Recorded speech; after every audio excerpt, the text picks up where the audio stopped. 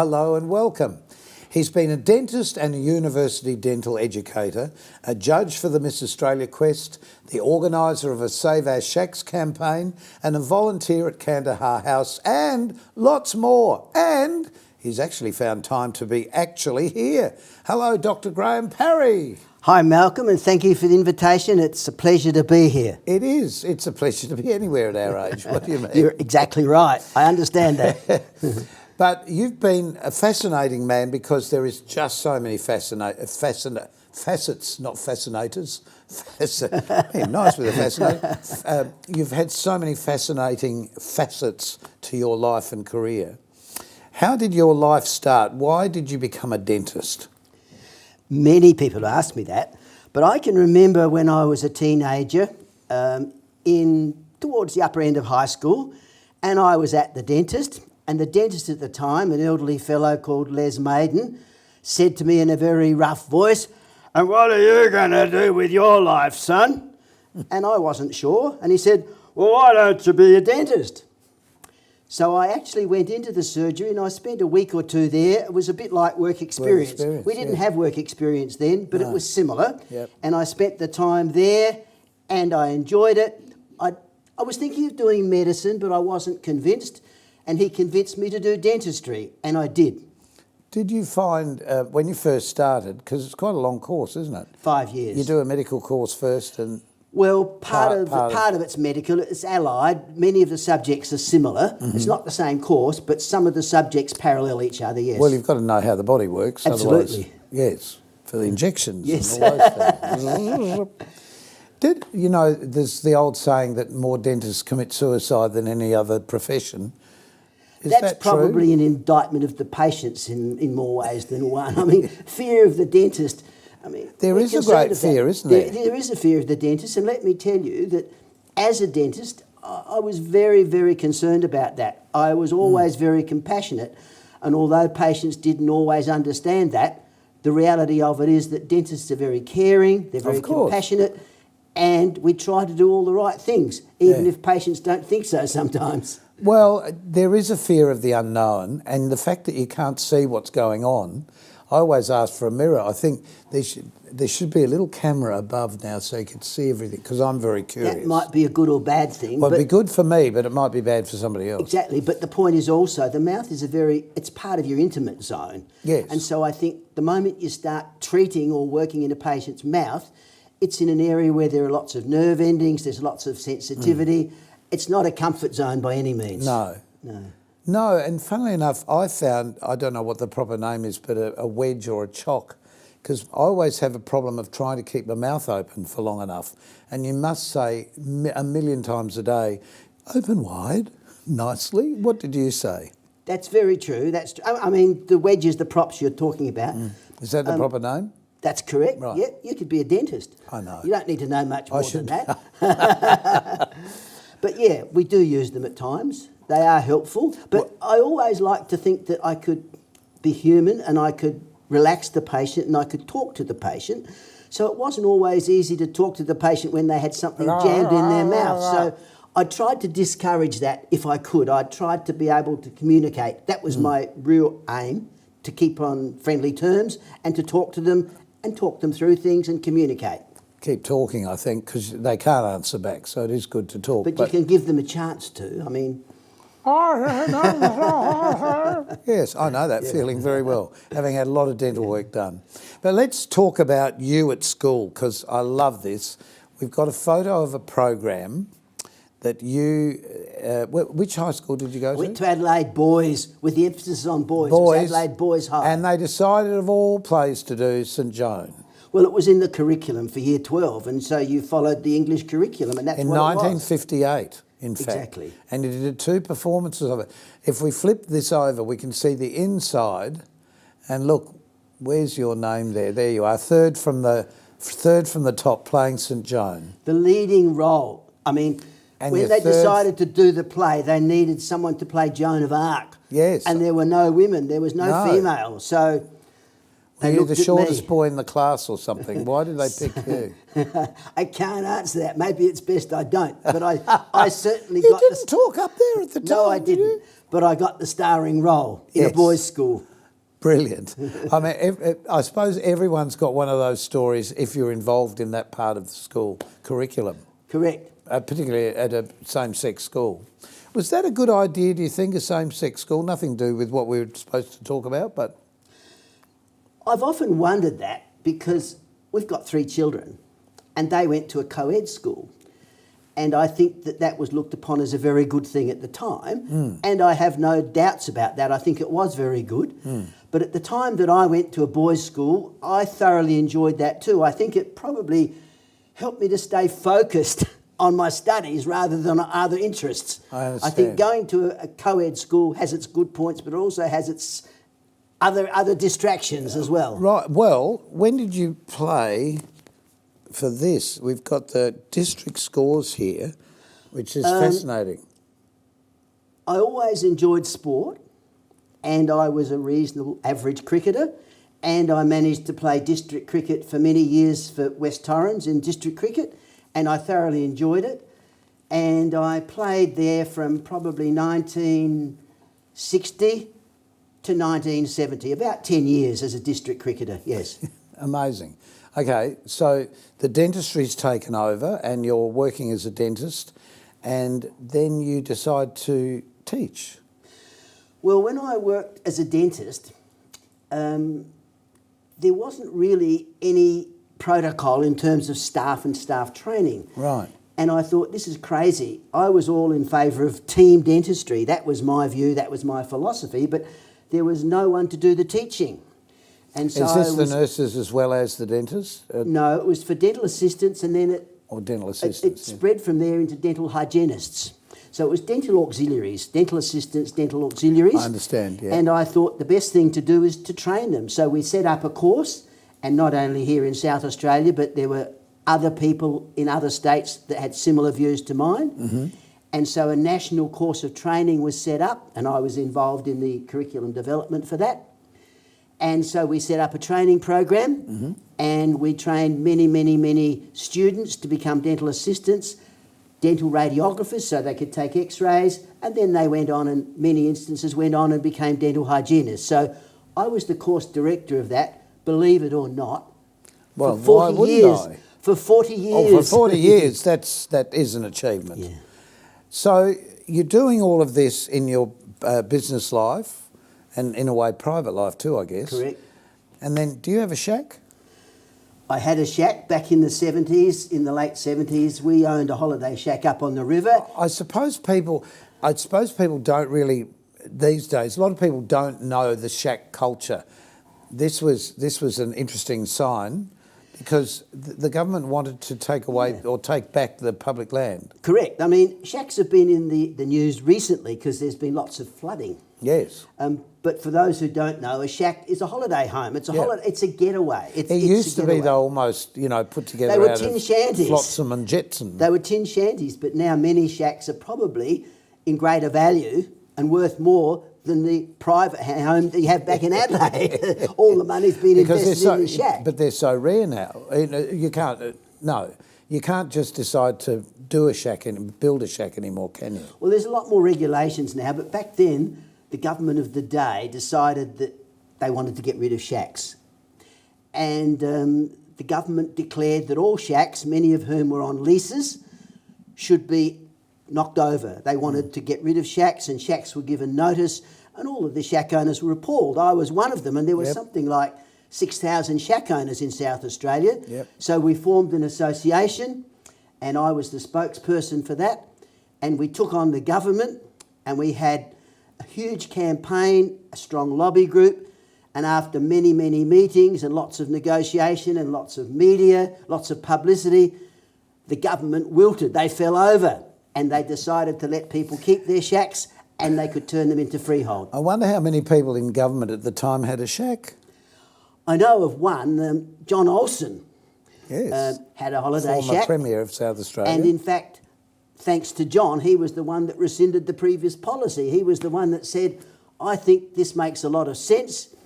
he asked us to put forward a policy, which we did, and they endorsed it and said, yep, this makes a lot of sense. A lot of people appreciate a shack. It's a good getaway. It's a healthy alternative.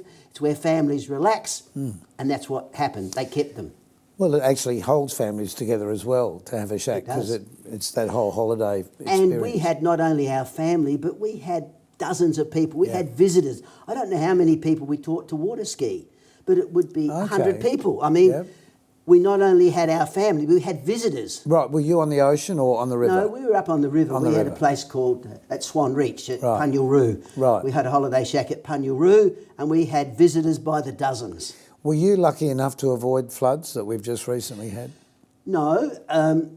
In 1974, 1973, 74, we got flooded. It was a big one, yeah. And we were aware of that. And one of the conditions at the time was when the government rescinded the policy of demolition and they decided to let shacks remain, was people, when they freeholded their shack, had to sign an indenture agreement to say that they wouldn't hold the government liable in the event of further flooding. And that made a lot of sense, because they said, you want the pleasure, you take the risk. Yes. And we did. Well, always there's a bit of risk with pleasure, and the risk at the moment is we're going to take a short break. We'll be back, actually, with the lady behind Graham, his wife, in just a moment.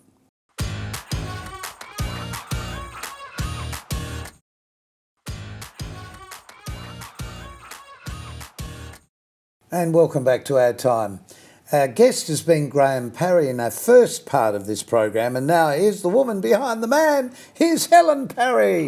Ta-da! Thank you, Malcolm. Helen, I have a very personal, deep and meaningful question to ask you. That's usually my job. No, it's the interviewer's job in this case.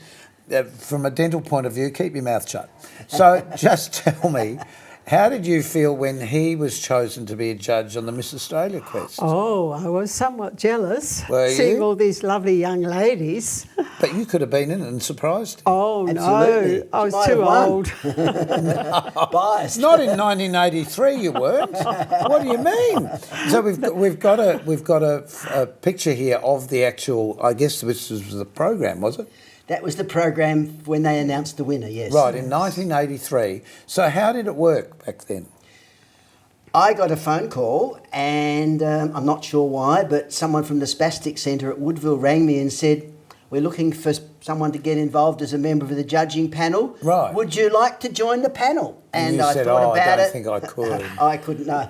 I went home and I talked it over with Helen, and I agreed to do it. But I think she said yes. She said yes. I was twisting her arm. Couldn't deny the opportunity. But I should clarify, Malcolm, if I may, yes, that it's not a straight-out beauty quest. No, it of was course not. A quest to find someone to represent Australia, because they were going overseas and they were meeting dignitaries and they were ambassadors for Australia in many areas. And so you had to have people who had knowledge, poise, all sorts of discretion, that they weren't just a beauty person in that sense. Yeah. They had to be a person that could represent the country. And so our responsibility as judges was to find someone who had a balance that could do Australia proud. And I enjoyed the opportunity. No, fantastic. And of course, the whole purpose of the quest was raise funds for the spastic. To raise money for cerebral palsy and the spastic centres throughout Australia. Yeah. Yes. Now, one of the reasons I wanted to talk to you particularly is the family history angle, because this has been another one of the amazing things that you've done in your life, because you had an interest in finding your family history, and your son as well, I believe. Absolutely, yes. How'd you go about it? Well, Graham did help with a lot of the research, actually, on the Parry side of the family, but I had an interest in history from my university days. Right. And when you were studying? I studied history for 3 years at Adelaide University. What a surprise. Yes, so we want to know more about how our family got here, why they came, and how they fared in the early days. So where did you find the sources? Because I suppose nowadays it's all online, because you can basically Google things and hopefully find them. Well, my brother certainly helped on my side of the family, but I've also joined the Pioneers Association of South I Australia. don't know anything about that. Well, they're a little bit of an exclusive group of volunteers comprising some 900 odd people. Oh, well, it's not little then, is it? No, but it's exclusive in the sense that we have to be able to trace our ancestors who migrated here between the years of 1836 and 1846. So only the first 10 years of the colony of South Australia. Yeah. And my 3 times great-grandfather, James Chittleborough, came out on the Buffalo, first ship to arrive here, with Captain John Hindmarsh, South Australia's first governor. Governor, yes. He had served with him in the British Royal Navy previously. So they had a tough time to begin with, but he did become... They did, didn't they? I mean, coming out in those days, it was awful, really. On this little ship, Buffalo, everybody, tiny well, boat. There used to be a replica of it at Glenelg here in South Australia. Sadly, that has gone. Yes. But when you're inside of it, that the roofs inside the cabins are so low, and to think you were going up and down and on rough seas, yes. Must have been horrific. Yes, but anyhow, my family's survived and well, they came must have out wanted here. the sunshine, is all I can say. I think so, but James, my great-great-grandfather, became quite a successful publican here, owning several hotels.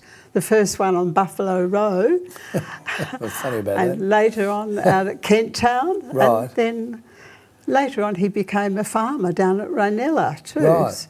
Isn't it interesting how hotels are some of the first buildings built? Most important. Yes. Essential commodities. Well, something people have got to stay somewhere. Let's face it. That's what. And they've got to get their beer somewhere too, don't they? Possibly, yes. That might have just been a small enticement. Yes.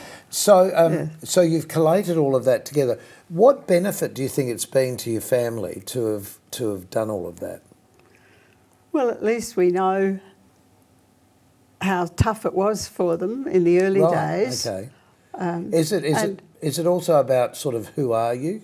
Yes, partly. Yes, we feel that our roots are certainly deeply planted here, and we want to maintain heritage in various ways. Right. Has it helped you, for example, in whether there were diseases or illnesses within the family that genetically could have been handed on? Did you find any of that information out? No, we haven't yet. Well, that's We've got tomorrow. to research deeper, don't we? That's tomorrow. Yes. Well, talking of researching and looking at the past, you're both involved with, well, it's Kandahar House, but it's really called... the West Torrens Historical Society, which meets at Kandahar House and has an enormous collection of materials, documents, photographs. of that particular area in Adelaide. Yes, particularly Well, in it's West related. Torrens Council. We're an independent group. The West Torrens Historical Society is quite independent of the council, but we work very much hand in hand with the city of West Torrens, and so we're the historical arm in the way of the council. You're not hysterical at any time being historical, are you? Both, historically. Sorry. But we obviously are keen to preserve the history of all of the area of that, who came, when and what they did. Yep. Lots of the businesses and how they managed to survive in the early days. Right. So why do you think this history is so important? That we maintain our connection with the past, don't forget what has happened in the past and maybe learn from it and value that heritage. So the Society participates in History Month in May, as do the Pioneers Association also. We want to, connect with other people in the community and show them how our ancestors have lived and perhaps get more people involved. Well, I think it generates a respect for the past in a way. It helps us to respect our ancestors, our forebears, and to understand what they went through, and that the privileges and the successes that we enjoy and we experience now are as a result of their sacrifices. I mean, if they didn't make the sacrifices back then, we wouldn't have the lifestyle we have today. True. Are you getting into schools and are young people starting to understand that particularly in that area, I guess. Well, Graham particularly could talk about that because he was involved in an interesting project. Well, Yes. he still is. That is interesting because I initiated Yes. a program last year called a history project in primary schools, and we approached the various primary schools in the West Torrens area, and we asked them to get involved in a history project, and we nominated the types of subjects they could deal with, and we offered prizes to the best presented projects. Oh, brilliant. And in fact, the Plimpton Primary School did very, very well. They did a project on World War One, Right. and they did some research. But we didn't have that in West Torrens. What was that? World War One. You don't know. You weren't there long enough. but it helped them to appreciate what the soldiers went through in World War Yes, I One, understand and what we you're saying, helped yeah. them to understand things like Gallipoli and the trenches and the terrible, and the stupidity and the folly of war. But And so they did a research on it, Right. and we gave them a prize of $500 for their efforts. Right. But in a way, living in that particular area, which wouldn't have had, of course, anything but open land in those first 10 years, that I would find fascinating how people actually set up homes, how they set up gardens for food, cattle, how they transported, you know, all of those things.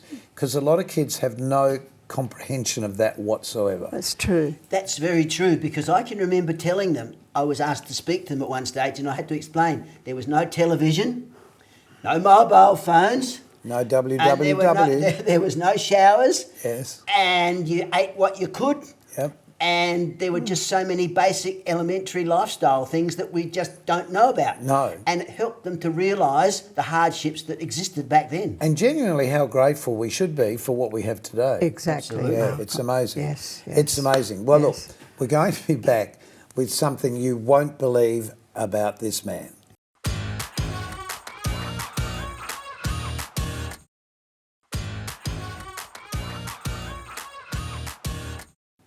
Vote for Graham, vote for Graham, Graham Parry, vote for Graham. I wish they did. I wish more had. But they didn't. Not quite So enough. what made you stand for local government? I've always been brought up to care about people and to care about others. And I think that if you've got the opportunity to serve rather than be served, I think if you've got the opportunity to help others, then you should exercise that talent. And But you could have served behind the local shop ice cream. Yeah, but there was more opportunities in this particular You think area. so? Okay. So I was endorsed as the Liberal candidate for the seat of Peak, which is now in fact renamed West Torrens. It underwent some significant boundary changes, unfortunately, and it became a marginal seat. But I stood for the Liberal Party against the Labor candidate, Tom Koutsantonis, commonly known as Turbo Tom. And I regret to say that Tom got a few more votes than I did in this marginal seat. Well, they didn't know what a fabulous dentist you were, that's why. Well, that's why I went back to being a dentist, and he's in Parliament and I'm not. But you've retired and had an amazing life. Has he been a good man for you? Absolutely. Yes, indeed. What do you think is his most redeeming feature? Perhaps I should answer. No. No, I don't think so. The fact that he rises to any challenge. I admire that very much. It's pretty important, isn't it? When people ask him to do something, he will never turn them down. Yes, like, and fill always this tooth tackle for his me, best. please. And he's looked after my teeth for 50 years. Oh, did he or now? more, actually. Yes. That's not how he proposed, I hope.